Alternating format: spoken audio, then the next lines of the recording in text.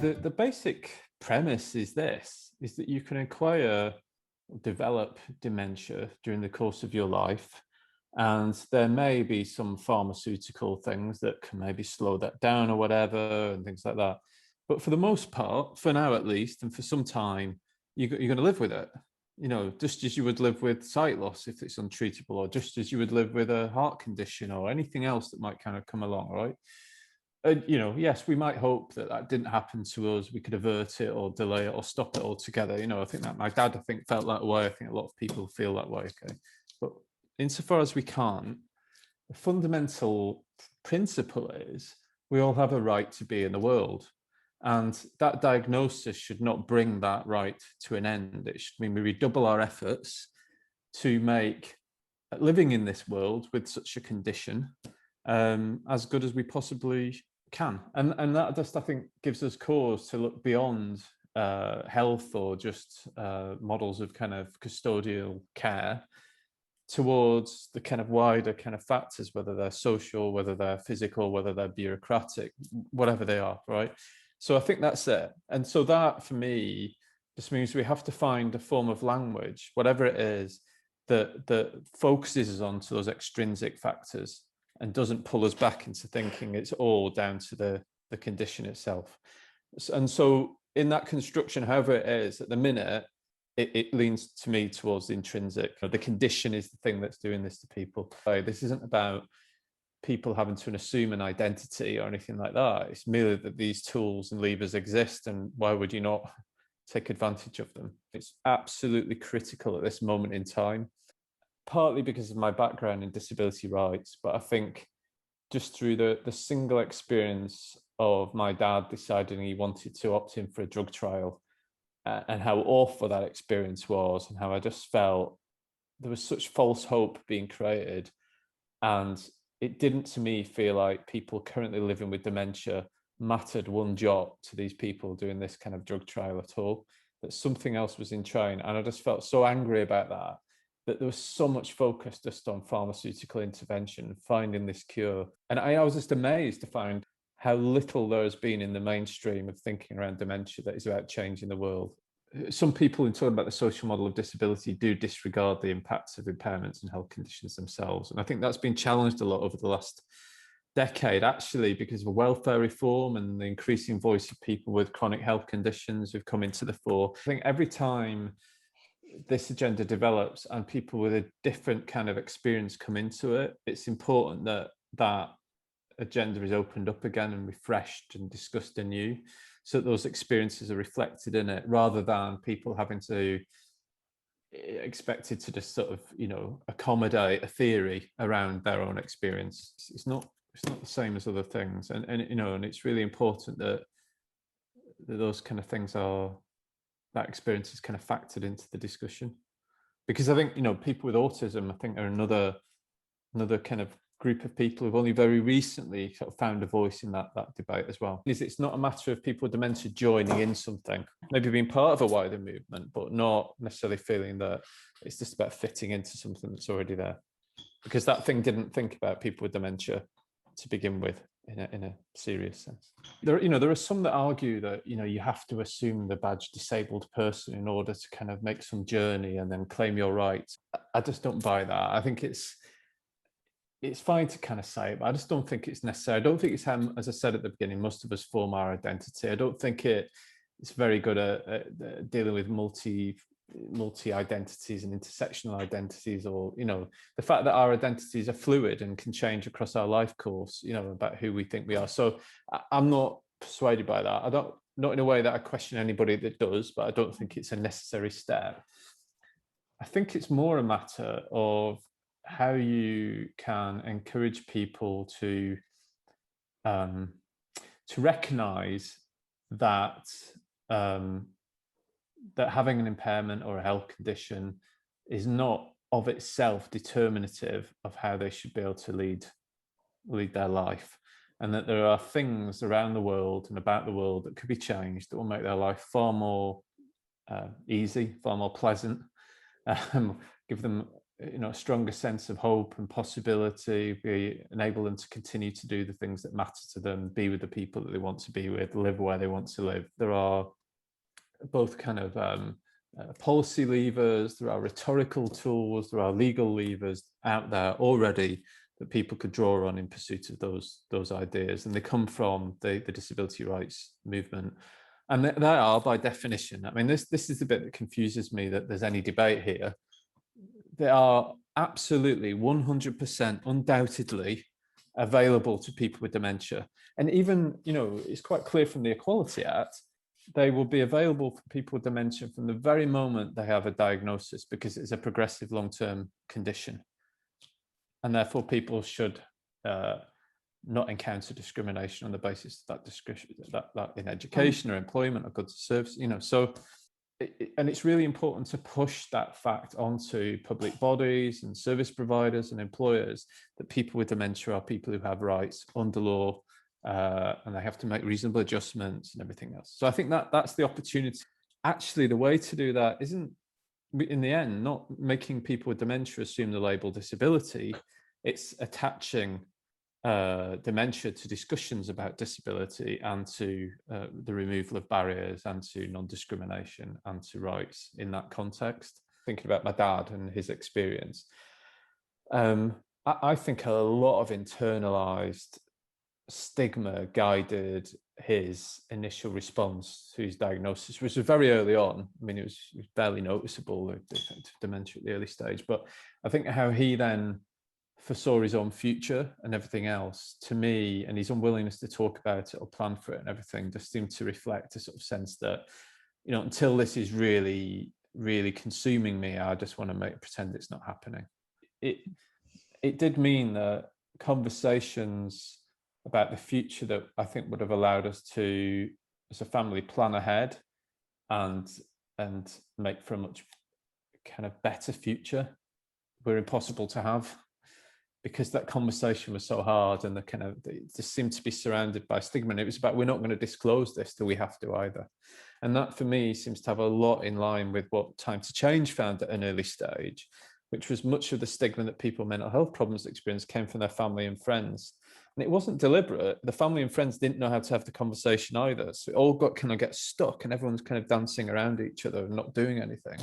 And then things hit a crisis, and then you lose control, and then that's where people's rights really get put at risk.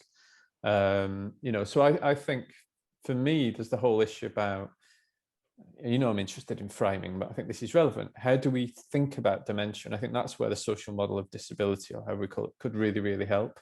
How do we think about what it means to kind of live with a condition? And I think that's sometimes something that's forgotten about the social model of disability, that yes, it was about an analysis of these external barriers and what they were and how they could be removed. But it was also a very strong message to people living with impairments and health conditions to say, your life needn't be like this. This is not all about you. This isn't all about your health condition. This is about the world around you. And then that was to build a political movement, but it was also to empower individuals. And so many individuals thought, oh God, no, I just don't need to be in this situation. I can challenge that. So for me, that's its power as well. It's psychological. It's about a message. It's about shifting a frame, shifting the way we think about something, as well as being very practical in the sense, you've already said, there's a number of tools and ideas. I remember when my dad was in hospital a few years ago, and I was getting really sort of frustrated that every time a member of staff came in, they just began this conversation with him, seemingly without acknowledging at all that he had Alzheimer's at the time, and he was beginning to struggle to comprehend things and make sense of things and so on. And I wandered up to after they'd all gone, I wandered up to a nurse, and I said, every time somebody's come in, every consultant that's come in, me or my mom had to say, my dad has dementia, and they didn't know, even though there's a big badge there, it's on his notes.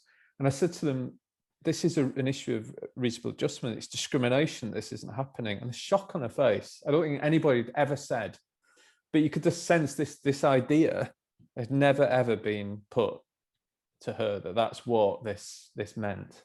It was clear to me lots of things impacted on my dad's cognitive functioning on a day-to-day basis, and his cognitive kind of well-being. And lockdown in particular just took him apart, because more and more, I think, kind of, our sense of who we are and our self, our ability to navigate the world isn't entirely intrinsic. So it is about our relationships and place and pets and all the things that hold us together. Okay. And that's what I think personalized care needs to be about, and much more attentive to thinking about that. And it's because who we are is bound by all these kind of things, right? And so what I really mean is that there isn't a neat separation necessarily between dementia as a health condition and the social model, because if you're in an environment where you're experiencing people that are hostile to you and have no interest in who you are and are not respecting your identity and so on, then I imagine that can make the symptoms of dementia or experience it much worse. To me, if we put much more of a strong accent on making the world more inclusive, more welcoming, more open to people, one that respected people's will and preferences, their identity, their autonomy, that the condition isn't entirely intrinsic, it is influenced by those kind of things. You just sort of think about instances where somebody's just gone out, and the difference it can make that, you've got somebody, the signage is clear, or kind of it's easy to use public transport, or the people around you are kind of supportive and helpful rather than a question, all those kind of things which will just completely change your experience of that. And so even the possibility of technology kind of expands your horizon. Kate Schwaffer captures this, I think, really well, that sense of prescribed disengagement, as she calls it. The message is, go and retreat from the world, not go and be in the world, but in a different way, and we'll change everything to make that possible for you. I think that's the difference. Dementia itself is not this static thing that is completely and utterly determined by the underlying condition. I think it's mediated by all of those experiences and all of those things. Not completely, it's an interaction. And so I think if we were interested in people's well-being, rather than just interested in getting rid of the disease, then we would be interested in the externalities as well as the progress of the disease itself. And that's another good reason to think about the social model of disability. There is an idea that people just have needs to be met, not that people have gifts and talents. And actually what we want to do is actually support people in a way to unlock them. Our failure to think about these externalities, about how people experience the world, means we're missing a huge opportunity to actually change how people experience dementia itself. And that's a different way. And so it's not just about saying, let's embrace this idea of the social model of disability. It's this, we've got this narrow way of thinking about dementia and well-being. And actually this approach that's come from the disability rights world could be a real way to unlock some of that and to challenge some of it, as well as it being, in my view, fundamentally people's rights to not experience discrimination, to be able to use public transport on an equal basis with others, to be able to get health, all those kind of things. In the UK, where we're looking at kind of integrated care partnerships and things like that, we're trying to think much more about kind of well-being rather than just treatment and those sorts of ideas. And it seems to be an opportunity to put this thinking into that discussion. It's quite clear that the disability rights agenda has had to evolve as more self-advocates with mental health conditions have found a voice, or more people who would describe themselves now as being neurodiverse and who don't see autism as a deficit necessarily, but as a potential, all this is kind of changing all the time. So it feels to me no reason why, as people with dementia, it's kind of reciprocal, isn't it? As people with dementia draw on the work and the rights that have been established by other disabled people in the past and come into that discussion, they're able to kind of enrich it. A lot of it's really practical. We could talk about rights and legislation, but a lot of the realization of those things is really practical stuff. What are the practical things that make allow people to live on a more equal basis with others? What are the technological innovations? What are the kind of behaviors? What are the different kind of things? That's the real work that people have done over the years while they've been establishing the kind of legal framework to kind of push it forward. And that can enrich everybody's lives, because, things that, like, commonly now in a train or a bus, you have an audio visual thing. So it will tell you what stop you're at, and you can see it and you can hear it, right?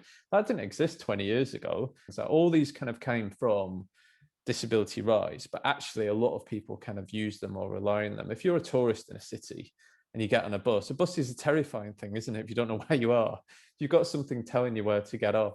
And I think it's these ideas that actually a more inclusive world may start with a particular group of people's experience and needs, and but very often actually it's kind of has a much broader benefit. You think about a lot of the kind of technological innovations on a smartphone are sort of about supplanting memory and cognition, aren't they? They're all reminders and prompters and kind of helping us navigate around. So, it's this kind of merger of these different things that I think is quite interesting. It's the amazing stuff that people with dementia themselves are kind of generating and thinking about and contributing. How do you make that a contribution? So it's not going knocking on somebody's door saying, please let us in. It's going saying, we've been thinking about all this, we've got some really great ideas, and we really love what you've been doing, and we'd like to kind of, bring these together. I think that's probably the best way forward. But I think it's clear that the disability rights movement, insofar as it exists, is very exclusionary. So there's this idea that kind of working age disabled people are complaining that they're not talked about, but actually they don't really want to be associated with older people, because there's been that kind of background to disability rights movement. It's wanted to disassociate itself with a group that it feels are somehow unavoidably associated with paternalism and those kind of ideas. It's wanted its own. So the independent living movement has never really been about older people. Then at the other end, the sort of dominant voices around age and anti-ageism are trying to cultivate this idea of positive or healthy or active aging, which completely sort of draws a line at the point people develop impairments or health conditions. So there's this huge group of people that are just unrepresented, and people with dementia are slap bang in the middle of that. So I think there's a kind of case to try and create something fresh and new, which challenges both those agendas, which challenges all these older people's organizations over here in terms of what they're doing. And then, at the other end, sort of disability organizations. The thing that I've thought a lot about since my dad died was that, up until even the last few days of his life, where he's largely sort of asleep or kind of in and out of the kind of days, there was still a sort of sense that there were things that fundamentally mattered to him about that experience of those last few days, even if he'd been kind of conscious, or even if we don't have kind of dementia. This matters whatever age or stage we are at, that it might matter more than ever in the last few days of your life that you can be around the people that you care about and say things and reconcile things and sort things out. Or for example, with personalization, we sort of tend to think that it's more about these kind of highfalutin things, about the kind of higher order things we want to do in our life. But the idea that it's not important to choose who washes you or how you have a wash or how you get dressed, it mattered so much to my dad, how he got, these are the kind of intimate things about who we are and our identity. And they matter, I think, even more so as people's cognitive functioning is depleted by kind of dementia, because that's what's upholding and reinforcing people's sense of who they are and their identity. And they are all externalities. They're not in the person. They are all the things that are holding that person in the world, aren't they? And that for me is, I think, a way we could bring something new to the conversation about the social model of disability and how the wider world interacts with the experience of dementia and what it is to be human and how you experience this condition differently, in a way that doesn't minimize or try and junk or throw out the window the fact that the disease can just be horrible and destructive and everything else. It clearly can be, and we may all wish that we don't acquire it or that nobody else does and the people we love don't. But insofar as that's not something that we're at, actually having the kind of source that, thinking about how you kind of mediate and influence people's experience of it just seems just the right, just thing to do, doesn't it? And that's where I think we can draw all these ideas in and say, look, you've got a right to this. You shouldn't be really experiencing the world in this way.